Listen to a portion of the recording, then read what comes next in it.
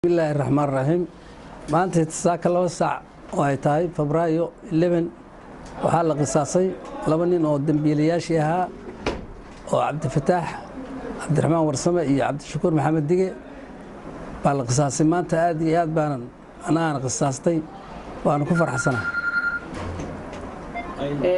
ninkii saddexaad maadaama saddex nin oo xukuumanayeen dilka maanta lagu wada fuliyay maxaa dib u dhigay ninkii saddexaad waxa dib u dhigay 10 cisho dib loo dhigay waana dambiilo ahaa codsi baa jiray xagga maartay dadka ah iyo annaka waana 10 waana la hubinayaa 10 cisho codsiga waxa wada dhibay aniga iyo dad iyaga ka tirsan baa wada dhibnay in la hubiyo ninkaas nimankii caasho dilay waa wada qaani daris baan ahayn waan wada hadalnay xataa waa iscafinay عفس بيجا دلبدين.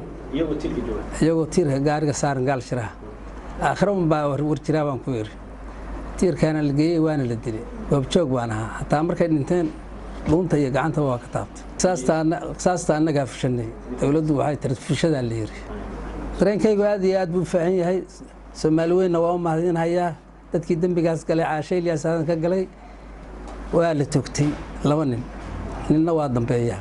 وطبعا عشاء حيرنانية كيس كان waxaa laga baranaya 10 xoog leh gabdhaha Soomaaliyeedna waa badbaadahayaan oo dhacay kiiskan waana la badbaadahaya ummadda Soomaaliyeedna waa u sheegaya gidwood